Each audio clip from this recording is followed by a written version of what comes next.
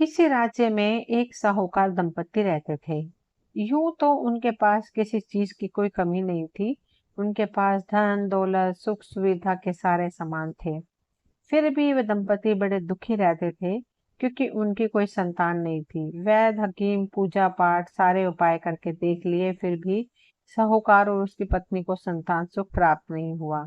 साहूकार तो अब मान चुका था कि उसे अपनी संतान ही पूरा जीवन काटना है, परंतु उसकी पत्नी का दिल नहीं मानता था। वह हमेशा ईश्वर की भक्ति में लगी रहती थी। उसे लगता था ईश्वर उसकी विनती एक दिन जरूर सुनेंगे और उसकी सूनी गोद भर देंगे। साहूकार हमेशा अपनी पत्नी से कहता था, अरे भाग्यवान, अब बस भी करो, कितनी बार ईश्वर से मांगोगी। अगर ईश्वर की यही मर्जी है कि हम निसंतान ही रहें तो यही सही। परंतु साहूकार की पत्नी साहूकार का एक नहीं सुनती। वह रोज साहूकार के काम पर जाने के बाद घर में अकेली पूजा पाठ में लगी रहती थी और ईश्वर से उसकी सूनी गोद भरने की विनती करती रहती। जो समय बचता था उसमें वह घर में आने वाले पक्षियों को दाना डालती थी और दाना चुगते पक्षियों को दिन भर निहारती रहती थी। एक बार एक मैना पक्षी का जोड़ा उनकी छत पर आया और घोंसला बनाकर रहने लगा। घोंसले में मैना पक्षी एक अंडा था। मैना पक्षी का जोड़ा रोज सुबह भोजन की तलाश में उड़ जाता और शाम होने पर वापस अपने घोंसले में आ जाता था। साहूकार की पत्नी ये रोज देख रही थी। फिर एक दिन ऐसा हुआ कि मैना पक्षी का जोड़ा शाम को लौटकर घोंसले में आया ही नहीं। ये देखकर वह बड़ी परेशान हो गई। उसने कई दिनों तक मैना पक्षी के घोंसले में वापस आने की राह देखी, परंतु मैना पक्षी का जोड़ा फिर कभी घोंसले में वापस नहीं आया। तब साहूकार की पत्नी ही उस अंडे की निगरानी करने लगी। वह दिन भर बैठकर अंडे को ऐसे निहारती रहती जैसे अंडे में पल रहा बच्चा उसी का हो। मैना का वह अंडा बड़ी तेजी से बढ़ रहा था। वह हर रोज दोगुना हो जाता था। यह देखकर साहूकार की पत्नी को अब डर लगने लगा था। एक दिन उसने देखा कि अंडा तरबूज जैसा बड़ा हो गया है। ये देखकर वह डर कर घर से भाग गई और साहूकार को बुलाने चली गई। जब साहूकार और उसकी पत्नी अंडे के पास पहुंचे तो अंडा लुढ़क कर उनके पैरों पर आ गिरा। साहूकार ने डरते डरते जैसे ही अंडे को वो हाथ लगाया, वह अंडा फट गया और उसमें से एक बड़ी ही सुंदर छोटी सी प्यारी सी लड़की निकली। साहूकार की पत्नी उस बच्ची को देखकर बहुत खुश हो गई और तुरंत उसको अपने सीने से लगा लिया। चूंकि वह लड़की मैना की बेटी थी, इसलिए साहूकार और उसकी पत्नी ने उस लड़की का नाम मैनावती रखा और अपनी बेटी बनाकर उसको पालने लगे। तो दोनों पति पत्नी ने मैनावती का लालन पालन बहुत ही अच्छे से किया। मैनावती को देखकर वे फूले नहीं समाते थे। समय बड़ा खुशी पूर्वक बीत रहा था। अब मैनावती बड़ी हो गई थी। मैनावती बड़ी होकर सर्वगुण संपन्न और बहुत सुंदर हो गई थी। वह इतनी सुंदर थी कि जो कोई उसे देखता बस देखता ही रह जाता। एक बार की बात है, मैनावती अपनी सखियों के साथ मेला देखने गई थी। संयोगवश उस राज्य का राजा भी उस मेले में आया हुआ था। राजा की नजर जैसे ही मैनावती पे पड़ी, वह उसकी सुंदरता पर मोहित हो गया और तुरंत अपने सेनापति को आदेश दिया कि पता करो ये सुंदरी कौन है और इसके माता पिता कौन है। तब सेनापति ने फौरन उस लड़की के बारे में सारी जानकारी जुटाकर राजा को बताई। अगले दिन राजा ने साहूकार के पास उसकी बेटी मैनावती से विवाह करने का प्रस्ताव भेजा। साहूकार अपनी बेटी मैनावती का विवाह राजा से करने को तुरंत तैयार हो गया। उसकी खुशी का कोई ठिकाना ही नहीं था। वह दौड़कर अपनी पत्नी के पास गया और कहा, अरे भाग्यवान, हमारी बेटी मैनावती के तो भाग खुल गए। राजा साहब हमारी बेटी मैनावती से विवाह करना चाहते हैं। यह सुनकर उसकी पत्नी खुशी से झूमने लगी। दोनों पति पत्नी बहुत खुश थे और बड़ी खुशी खुशी मैनावती का विवाह राजा से करा दिया। राजा की पहले से एक रानी थी और अब मैनावती राजा की दूसरी रानी बनकर महल में आ गई। महल में आते ही रानी मैनावती को खूब जोरों शोरों से स्वागत किया गया। पूरे महल में मैना सुंदरी की सुंदरता की चर्चा होने लगी। महल में हर तरफ ये चर्चा थी कि छोटी रानी मैनावती तो बड़ी रानी से बहुत सुंदर है। यह सब सुनकर बड़ी रानी मैनावती से जल भुन गई। अब तो राजा हमेशा मैनावती के आगे पीछे ही घूमते रहते थे। कोई भी काम हो, अब राजा हमेशा मैनावती से ही सलाह लेते थे। यह सब देखकर बड़ी रानी छोटी रानी मैनावती से और भी ईर्ष्या करने लगी। अब वह मैनावती को महल से हमेशा के लिए भगा देना चाहती थी। यही सोचकर एक दिन बड़ी रानी मैनावती के पास जाती है और कहती है, मैना, सुंदरी, तुम तो हमारी तरह इंसान के पेट से नहीं आई हो, तुम तो किसी जादू की तरह अंडे से बाहर आई हो। तो तुम्हारी जान किस में है? मैनावती ने कहा, बहन, जैसे सभी इंसानों की जान उनके हृदय में होती है, इसी तरह से मेरी भी जान मेरे हृदय में है। तब बड़ी रानी ने कहा, देखो मैना सुंदरी, मैं तो तुम्हारी बहन जैसी हूँ, मुझे ये जानने की बड़ी इच्छा हो रही है कि तुम्हारी जान किस में है। देखो मैना सुंदरी, तुम अब रानी बन गई हो और राज परिवार के लोगों पर हमेशा जान का खतरा बना रहता है। मैं जानना चाहती हूँ कि तुम्हारी जान किस में है, ताकि तुम्हारी जान को खतरा होने पर भी मैं तुम्हारी रक्षा कर सकूं। मैना सुंदरी बड़ी भोली बड़ी रानी की चाल को नहीं समझ पाई और बड़ी रानी को सारी बातें बता दी। मैना सुंदरी ने बड़ी रानी को बताया कि मेरे मायके के आंगन में एक कुआं है, उस कुएं में एक लकड़ी का बक्सा है, उस लकड़ी के बक्से में एक छोटी सी डिबिया है और उस डिबिया में मोतियों की चमकती हुई एक माला है और उसी माला में मेरी जान है। सारी बातें जानकर बड़ी रानी ने मैनावती से कहा, मैना सुंदरी, फिर तो तुम्हारी जान बड़ी सुरक्षित जगह पर है, परंतु सावधान रहना, हम रानियों को तो अनेक दुश्मन होते हैं, हमेशा जान का खतरा बना रहता है। यह कहकर बड़ी रानी का वहां से चली गई। मैनावती चुपचाप बैठी बड़ी रानी की कही बातें के बारे में सोच रही थी कि तभी वहां पर राजा आ गए और मैनावती से कहा, किन ख्यालों में खोई हो मैना सुंदरी, जरा मुझे भी तो बताओ। तब मैनावती ने राजा से कहा, महाराज, अगर मैं मर जाऊं तो मुझे जलाना नहीं। राजा ने तुरंत कहा, ये कैसी अपशुगनी बातें कर रही हो मैना सुंदरी। तब मैनावती ने राजा से कहा, राजा साहब, मरना तो एक दिन सबको है, मगर मैं अपनी सारी इच्छाएं आपको बताना चाहती हूँ। तब मैनावती ने कहा, महाराज, जब मैं मर जाऊं तो मेरे शरीर को जलाना नहीं, बल्कि एक महल बनाकर उसके आंगन में मेरे शरीर को रख देना। उस महल के चारों ओर ऊंची ऊंची दीवारें बनवा देना, ताकि उस महल के अंदर कोई प्रवेश न कर सके। हाँ राजा साहब, महल के अंदर एक बगीचा भी बनवा देना और खाने के लिए ढेर सारा अनाज और जरूरत का सामान भी रखवा देना।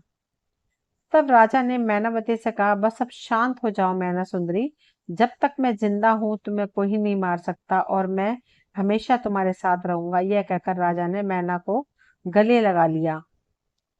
तब राजा ने देखा कि मैनावती तेज बुखार में तप रही है। राजा ने तुरंत राजवैद्य को बुलाया और रानी मैनावती का उपचार किया और कहा, राजवैद्य कुछ जड़ी बूटियां मैनावती को घोलकर पिलाई और राजा के पास जाकर कहा, महाराज, खुशखबरी है, रानी मैनावती मां बनने वाली है। यह सुनकर राजा बहुत खुश हो गया और अपने गले में पड़ी सोने की माला को उतारकर राजवैद्य को दे दिया। पूरे राज्य में खुशी की लहर दौड़ गई। राजा की यह पहली संतान थी, क्योंकि राजा की पहली रानी को अभी बच्चा नहीं हुआ था। राजा बहुत खुश था और अब वह मैना सुंदरी को और भी ज्यादा प्यार करने लगा। यह देखकर बड़ी रानी और भी जल गई। अब वह मैनावती को जल्दी से जल्दी राजमहल से हटाना चाहती थी। तब बड़ी रानी ने अपनी नौकरानी से कहा कि तुरंत गोताखोर को बुलाओ। नौकरानी गोताखोर को बड़ी रानी के पास ले आई। बड़ी रानी ने गोताखोर से कहा, तुरंत तुम मैना सुंदरी के मायके जाओ और जब उसके माता पिता घर में नहीं हो तो मौका पाकर उसके घर में घुस जाना। घर के आंगन में एक कुआं है और उस कुएं में लकड़ी का एक बक्सा है और उस बक्से में एक छोटी सी डिबिया है। उस डिबिया को निकालकर मेरे पास लेते आना, मैं तुम्हें मुंह मांगा इनाम दूंगी। पर ध्यान रहे, अगर तुम इस कार्य में असफल रहे या किसी को कानो कान पता चली तो मैं तुम्हें जान से मरवा दूंगी। रानी का आदेश पाकर गोताखोर तुरंत मैना सुंदरी के मायके चला गया और मौका पाकर जल्दी ही गोताखोर ने घर के आंगन के कुएं से लकड़ी का बक्सा निकालकर उसमें पड़ी छोटी सी डिबिया को निकाल लिया। डिबिया के बक्से से निकलते ही मैना सुंदरी की तबीयत खराब हो गई। गोताखोर ने वह डिबिया महल आकर बड़ी रानी को दे दी। इधर मैना सुंदरी की तबीयत और बिगड़ गई। उसकी सांसें ऊपर नीचे होने लगी। बड़ी रानी अब उस डिबिया में से मोतियों की माला निकालकर अपने गले में पहनकर जोर जोर से हंसने लगी, क्योंकि अब मैना सुंदरी की जान उसके हाथों में थी। बड़ी रानी के माला पहनते ही मैनावती मूर्छित अवस्था में चली गई। राजा ने तुरंत राजवैद्य को बुलाया। राजवैद्य ने मैनावती को देखकर राजा से कहा, महाराज, अब हमारी रानी मैनावती इस दुनिया में नहीं रही, उनकी मृत्यु हो चुकी है। इतना सुनते ही राजा फूट फूट कर रोने लगा। पूरे महल में मातम सा छा गया। थोड़ी देर बाद राजा का मंत्री राजा के पास आया और राजा से कहा, राजा साहब, अब छोटी रानी मैनावती के अंतिम संस्कार का समय आ गया है और अब छोटी रानी मैनावती शरीर को जलाने के लिए ले जाना होगा। तब राजा ने मंत्री से कहा, नहीं, हम मैना सुंदरी के शरीर को नहीं जलाएंगे। नगर के बाहर एक दूसरा महल बनवाओ और उसके आंगन में रानी मैनावती को सिंहासन सहित रखवा दो। उस महल को चारों ओर से ऊंची ऊंची दीवारों से घेर दो ताकि उसमें कोई प्रवेश ना कर सके। साथ ही महल में ढेर सारा खाने पीने का सामान और सुख सुविधा की सारी चीजें रखवा दो। यही हमारी मैना सुंदरी की अंतिम इच्छा थी। मंत्री राजा की बातें सुनकर हैरान था, परंतु राजा के आदेशों का उसे पालन करना पड़ा। नगर के बाहर मैना सुंदरी का बड़ा सा महल बनवाया गया और उसे ऊंची ऊंची दीवारों से घेर दिया गया। उस महल के आंगन में मैना सुंदरी को सिंहासन सहित बिठा दिया गया। साथ ही ढेर सारा खाने पीने का अनाज और सुख सुविधा की चीजों को महल में रख दिया गया। मैना सुंदरी की मृत्यु पर बड़ी रानी बहुत खुश हो गई। राजा मैना सुंदरी की मृत्यु से बहुत दुखी था। उसका किसी भी काम में मन नहीं लगता था। वह हमेशा मैना सुंदरी की यादों में खोया रहता था। एक दिन राजा ने सोचा कि मैना सुंदरी ने आखिर अपने शरीर का अंतिम संस्कार करने से क्यों मना किया। क्या फिर से वह जीवित होकर लौट आएगी? परंतु राजा ने अपने दिल को समझा लिया कि मरे हुए लोग कभी वापस नहीं आते हैं। राजा मैना सुंदरी की याद में मैना सुंदरी के महल के चारों ओर रोज चक्कर लगाया करता था। एक दिन राजा ने उस महल के अंदर से एक बच्चे के रोने की आवाज सुनाई दी। राजा हैरान था कि महल के अंदर बच्चा कहाँ से आ गया। बच्चे को देखने के लिए राजा महल के अंदर घुस गया। तब राजा ने देखा कि मैनावती का मृत शरीर आंगन में सिंहासन पर पड़ा है और उसके बगल में एक छोटा सा बच्चा रो रहा है। राजा ने जैसे ही बच्चे को अपनी गोद में उठाया, बच्चा चुप हो गया और थोड़ी देर राजा की गोद में ही खेलने के बाद वह बच्चा सो गया। राजा ने उस बच्चे को मैनावती के बगल में सुला दिया और महल से निकल आ गया। अगले दिन राजा बच्चे को देखने के लिए फिर से मैनावती के महल में घुस गया। राजा ने देखा कि बच्चा महल के आंगन में खेल रहा है। राजा ने उस बच्चे को गोद में उठा लिया। वह बच्चा राजा की गोद में थोड़ी देर खेलने के बाद उन्हीं की गोद में सो गया। राजा फिर उस बच्चे को मैनावती के बगल में सुलाकर महल से बाहर निकल आ गया। ऐसा ही राजा अब रोज उस बच्चे से मिलने के लिए मैनावती के महल जाने लगा। वह ढेर सारे खिलौने और खाने पीने का सामान बच्चे के लिए ले जाता था। थोड़ी देर बच्चे के साथ खेलने के बाद वह उस बच्चे को मैनावती के बगल में सुलाकर महल से वापस आ जाता था। धीरे धीरे समय इसी तरह बीतता गया और अब बच्चा बोलने लगा था। वह अब बड़ा हो गया था और सारी बातें समझने लगा था। एक दिन राजा ने उस बच्चे से पूछा, बेटा तुम्हारी माँ कहाँ है? तब उस बच्चे ने मैनावती की ओर इशारा करते हुए कहा, यही मेरी माँ है। ये सुनकर राजा बहुत हैरान हो गया। वह समझ चुका था कि यह बच्चा मैना सुंदरी का ही बेटा है। राजा ने उस बच्चे से पूछा, बेटा तुम्हें रोज खाना कौन खिलाता है? तब उस बच्चे ने राजा से कहा, मेरी माँ। राजा ने आश्चर्यचकित होकर मैनावती की और देखा कि मैनावती तो बिल्कुल निष्प्राण लेटी हुई है। फिर ये बच्चे को कैसे पाल सकती है? राजा ने फिर से बच्चे से पूछा, बेटा तुम्हारी माँ कब जागती है? तब बच्चे ने कहा, मेरी माँ रोज रात में जागती है और मुझे ढेर सारा प्यार करती है, खाना खिलाती है और सुबह होते ही मेरी माँ फिर से सो जाती है। राजा ने फिर बच्चे से कहा, बेटा आज रात में जब तुम्हारी माँ जागेगी तब तुम उससे एक प्रश्न पूछना कि माँ तुम दिन भर सोती हो और रात में क्यों जागती हो? बच्चे ने राजा से कहा, ठीक है, आज रात में जब मेरी माँ जागेगी तो उससे जरूर पूछूंगा कि वह रात में क्यों जागती है और फिर दिन में सो जाती है। यह कहकर बच्चा खेलते खेलते राजा की गोद में सो गया। राजा आज बच्चे को फिर से मैना सुंदरी के बगल में सुलाकर महल से बाहर निकल आया। मैना सुंदरी जब रात में जागी और अपने बच्चे को खाना खिलाने लगी, तब बच्चा मैना सुंदरी से कहता है, माँ मेरा पेट भरा हुआ है, मुझे बिल्कुल भी भूख नहीं लगी है। तब मैना सुंदरी बच्चे से कहती है, बेटा आजकल तुम ठीक से खाना नहीं खा रहे हो। बच्चा कहता है, माँ मैं खाना खा चुका हूँ। मैना सुंदरी हैरान होकर बेटे से पूछती है, बेटा तुम्हें किसने खाना खिलाया? तब वह बच्चा मैना सुंदरी से कहता है, माँ रोज दिन में राजा साहब आते हैं, देखो यह सारे खिलौने राजा साहब ही लाए हैं, मेरे साथ खूब खेलते हैं, मुझे गोद में लेकर ढेर सारा प्यार करते हैं, फिर मैं उन्हीं की गोद में सो जाता हूँ। वह बच्चा मैना सुंदरी से कहता है, माँ राजा साहब एक सवाल पूछ रहे थे। उन्होंने कहा था कि अपनी माँ से पूछना कि तुम्हारी माँ रोज दिन में सोती है और रात में क्यों जागती है। मैना सुंदरी ये समझ गई कि राजा साहब अब सारा राज जानना चाहते हैं। उसने सोचा कि राजा को सारी सच्चाई बताने का यही सही समय है। तब मैना सुंदरी ने उस बच्चे से कहा, बेटा अब की बार दिन में जब राजा साहब आए तब उनसे कहना कि बड़ी रानी के गले में जो चमकती हुई मोतियों की माला है उसी में मेरी माँ मैनावती के प्राण बसते हैं। बड़ी रानी दिन भर उस माला को अपने गले में पहनती रहती है, जिससे मेरा शरीर निष्प्राण हो जाता है और रोज रात में सोते समय महारानी वह माला उतार कर रख देती है, तब मैं जाग जाती हूँ।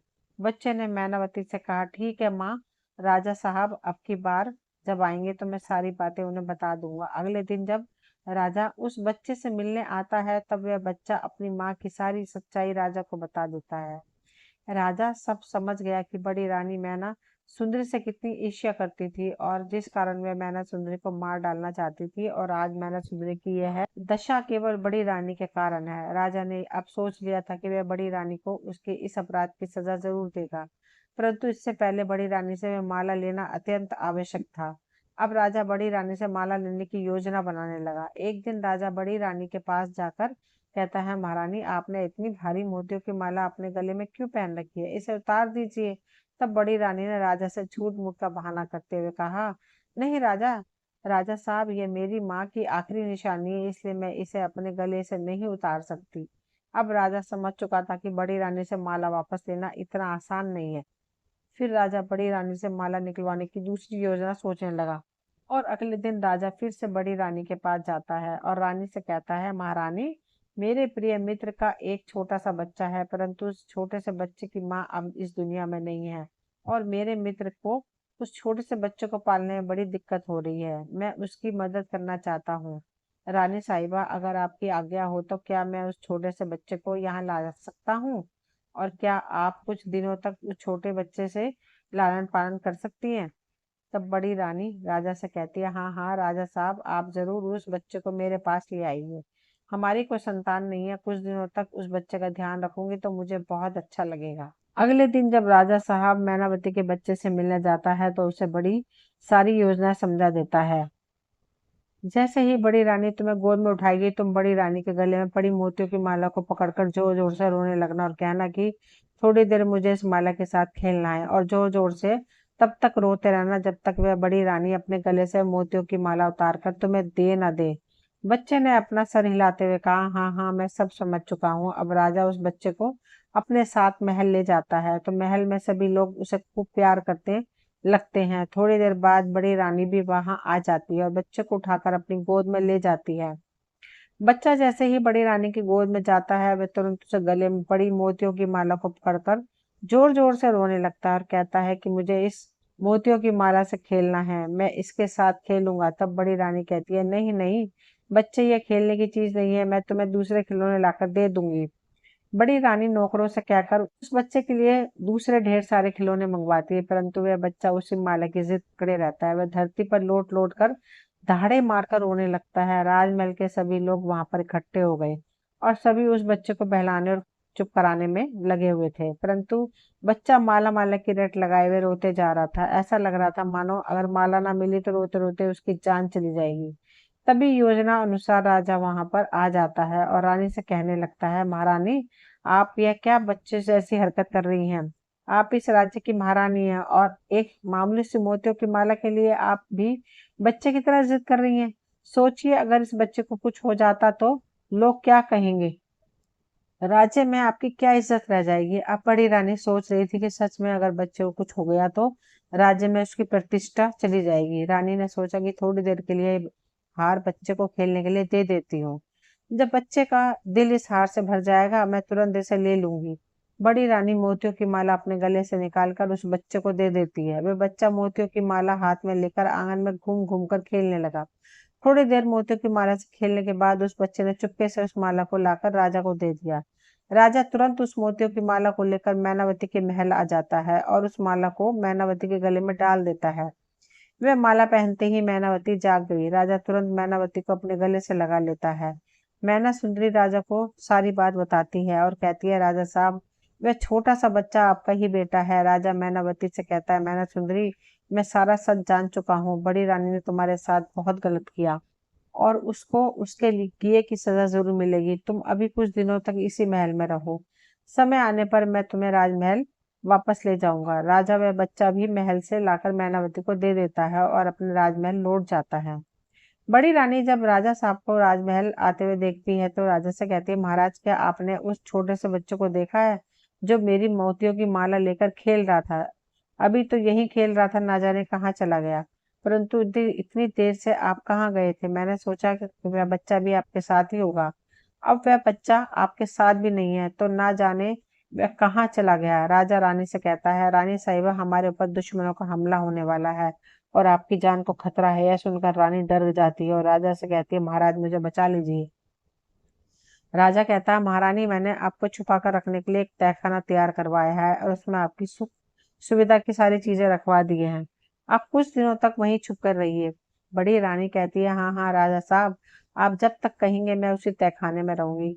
राजा बड़ी रानी को तहखाने में ले जाकर बंद कर देता है और बड़ी रानी को सारी सच्चाई बता देता है और कहता है, तुमने जो मैना सुंदरी के साथ किया, तुमने उसकी सजा मिली है।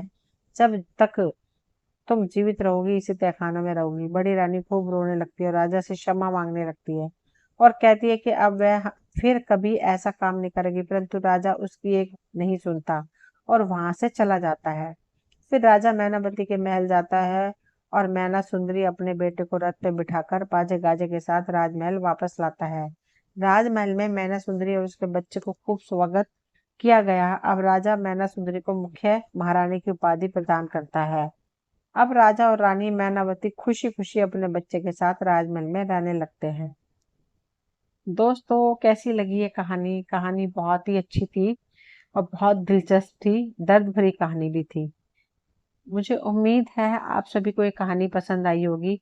बस आप लोगों से सबसे यही रिक्वेस्ट है कि आप प्लीज चैनल को सब्सक्राइब करें, वीडियो को लाइक शेयर करें। मिलती हूँ एक नई कहानी लेकर। कहानी सुनने के लिए सभी का तहे दिल से शुक्रिया।